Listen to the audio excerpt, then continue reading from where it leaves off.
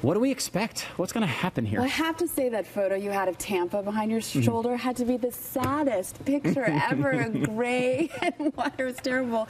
But apparently the convention has been condensed to 3 days, correct? Yeah, 3 days. So nothing tonight. Is that a good thing? I think it is. I think that having a condensed message, I think that focusing in on who the core speakers are and not necessarily having some distractions, as I think perhaps Mr. Trump may have been. You think? A distraction, maybe even a detraction. Yeah, I would think so. So I think that a 3-day convention will make more sense in the long run. I think that they can do everything they need to do in this time period. So, Emily, who do you expect to be the standout here among the Republicans? Well, ultimately it depends on you know, what group you're coming from. I mean, if you're from the kind of fiscally conservative base, you're really excited about Rand Paul speaking. From some of the social conservatives, you're probably really excited to hear Mike Huckabee or Rick Santorum speak. So it just depends. I think a lot of different groups are going to be happy with the speakers. Because that's one of the things I think is the draw to these conventions is you have the presidential speech, which is obviously a big deal, and you have the vice presidential speech, which is also a big deal, and then you have the opportunity, the possibility of a Barack Obama 2004 DNC person, the person that sort of breaks out and makes a big splash. Is that person potentially Marco Rubio this time? Is it Ted Cruz? Chris Christie? But those are already pretty big stars, aren't they? I don't know if there's anybody who isn't already kind of a national figure in conservative circles who's going to be speaking here. Who, you know, I don't see that person who's going to be sort of pulled from below the public's eye level. I think that pretty much the people you're seeing speaking in prominent slots are the people you'd expect, which is a good thing.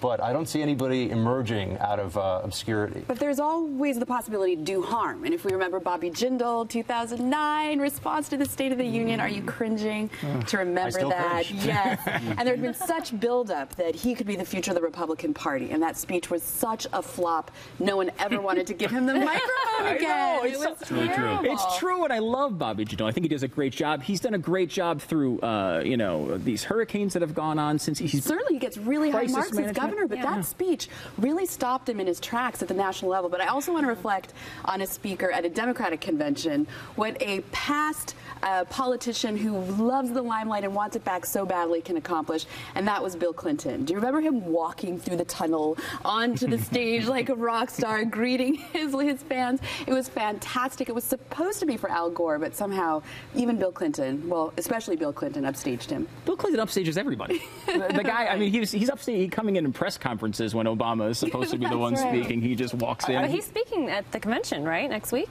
I do think that, speaking of upstaging, you know, Chris Christie as your keynote is interesting because he's so much personality. And I know Romney here, look, they're telling the Romney story over the course of this week, which is really important because that's what's been lacking up to this point. He's finally started to push back and say, look, what I did at Bain is incredibly helpful, would be incredibly helpful for me as a president. But we haven't yet heard, why should we like Mitt Romney? We're always hearing about likability all the time. Having Chris Christie in the mix, it's a big name, and this is a guy who's going to draw obviously a ton of eyeballs, which is great, I think, for what they're trying to do in terms of messaging.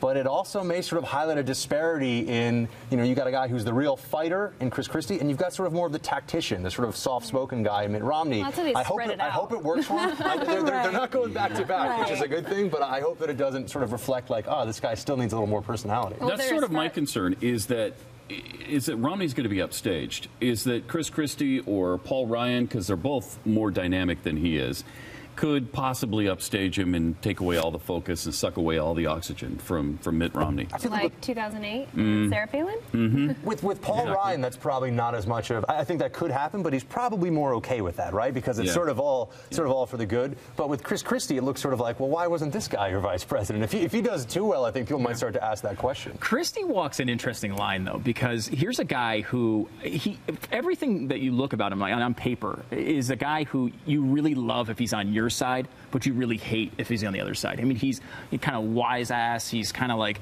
out there. He'll say whatever he wants. But he's been able, because he's smart enough, to walk the line to not offend the average independent voter.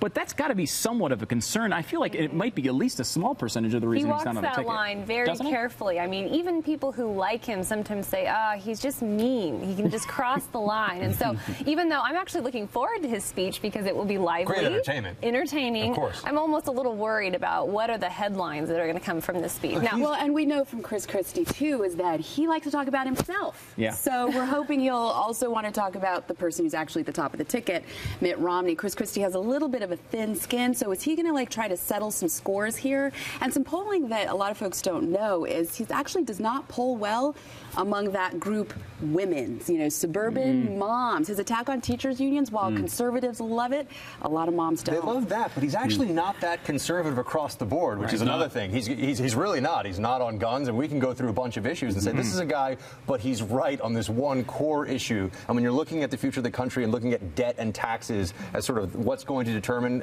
the way forward, he is so good on that, and that's clearly why they have him here, because he just starts throwing punches on it right away. Very good. Yeah, very good on that. Very good. Yeah, Pat, you had a romance with Chris Christie. I did. I was in love with him for a short time. Really? Yeah. He looks And like actually, such a cuddle bear. Yeah, he is, but you don't want to scratch below the surface too much. You just want to scratch the surface with Chris Christie, because then when you start scratching too deep, his conservatism sort of rubs off. Oh, really? And you start to, when you start to look at things like Buck mentioned, with guns or whether it's climate change or whatever the issue is, he's not as conservative as you'd maybe like. But it is New Jersey. It is. And, if you look at, previous New Jersey governors, he'd probably be more conservative than they are. Oh, yeah. Christy I'm Todd sure. Whitman, for Oh, yeah. example. Yeah. But also remember with Mitt Romney, everyone's talking about, we're afraid he's not going to, have electricity and pizzazz. He's also going to have a lot of staging around him. So you're going to see the video of his, his hagiography, his family. Mitt Romney's a young man. Mitt Romney at Bain. Mitt Romney now, the elder statesman. So hopefully some of that will, transfer. I'd be interested to see how the media handles this, too, because, you have Mitt Romney, you have Paul Ryan, and you have Chris Christie, who's getting a primetime slot. And the media can't resist the sort of identity politics. I know, Amy, you've been pulled onto every network on earth to talk about they can't believe the fact that you could potentially be conservative. What happened to you? I don't know. It was like What an illness, and I caught it in the air. No, it's funny. Back in 2008, during the Republican convention, when I was doing stuff for CNN, Wolf Blitzer had me on the show, and he's like, "So, Amy, we are panning the Republican convention. Where are the black people?" And Is it like a CNN's Where's Waldo? Is that the way that exactly. kind of And works? I'm kind of like, they're going to the other one. I mean, right?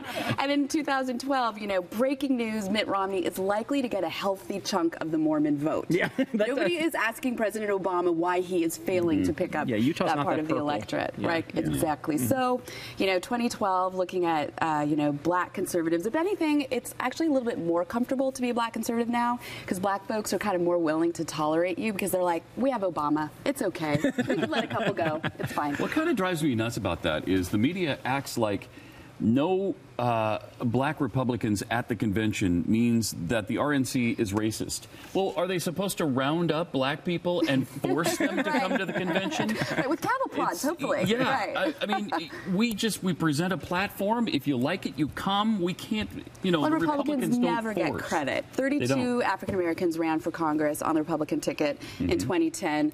Obviously, George Bush appointed the highest-ranking African Americans in a cabinet with Colin Powell and Condoleezza Rice, Michael Steele, the head of the RNC, and yet Republicans never get credit for African Americans who are succeeding in the Republican Party. If there were more at the RNC, they would say, well, this is not representative. So they'd be criticized even for having higher numbers. They'd say that this is stagecraft. They're pretending. This isn't actually, and they'd call them sellouts. Yeah. Right. Like Arturo Davis, who's scheduled to speak at the convention, is being labeled a sellout. And, I give the example, Zell Miller. He was a Democrat who spoke for George Bush. Nobody ever questioned his, apparent authenticity. Yeah, It's a good speech, if I recall. Yes, spitballs. It's revealing of those who criticize, if they're going to criticize Mr. Davis over this. Yeah. I feel like Jeb Bush's inclusiveness message, though, which we've just seen making the rounds in the media saying we need to be more inclusive, it's more about Jeb Bush than it is about the RNC right now. I feel like if things don't work out right now, he figures that the dynasty might have another shot in 4 years. And so he's already laying the groundwork for we need to be more inclusive. We need to be a bigger 10 party. I don't think it was particularly helpful at this juncture. It certainly gives the media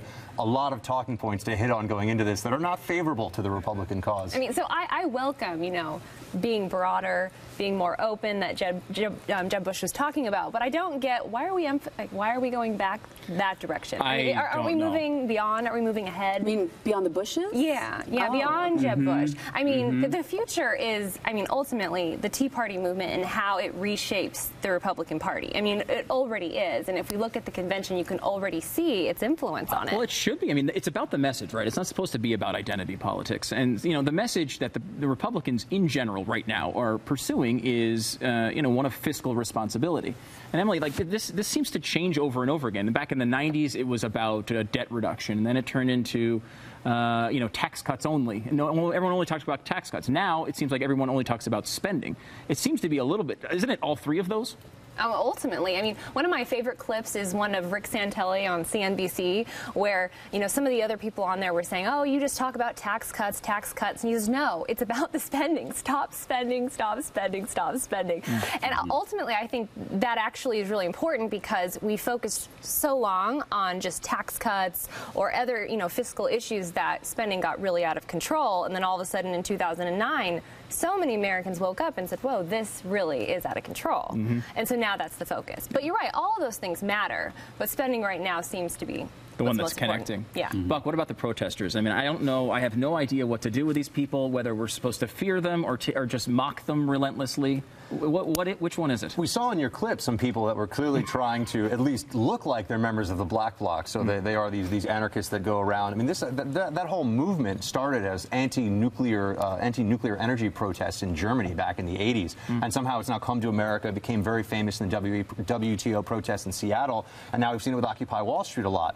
They don't tend to roll in big numbers. They actually can be a couple hundred, but they don't really care that they're not representative of anything or anyone. So yeah, will they kick in some windows and cause some problems? Very possibly, but are we going to see the 15 to 20,000 occupiers running out and around in the street like we did in New York at certain points last September, last October? I don't think you're going to see that down there at all, but you may see some troublemakers, and those guys, they're saying, hey, look at us, we are the troublemakers. I don't think we're going to see the mass numbers either, and that surprises me because 6 or 8 months ago, I really thought we were going to. I thought we were going to see some real problems at both conventions. And now I get the, I mean, could be wrong, but it seems like that's all kind of calmed down a little bit. Well, I'm surprised by that, too, because the Democratic Convention in Charlotte, North Carolina, Charlotte is considered the Wall Street of the South. So it was sort of interesting that Democrats would choose that as their city. And wouldn't that attract these Occupy people? I mean, why aren't they focusing and zeroing in on that? They'd like to pretend like they're nonpartisan, but the fact of the matter is, if you were to actually get access to their registrations, they're overwhelmingly Democrats, and they're not about to spit in the faces of unions and other people on the established left, the institutional left, that give them office space, that help them with organization at events, that they rely on to try to even get their message across, which is now sort of petered out into not a whole lot. But they could come back. I thought they would be more active this summer, so I'm with you, Pat. Yeah. All right, guys, thank you very much. I appreciate it.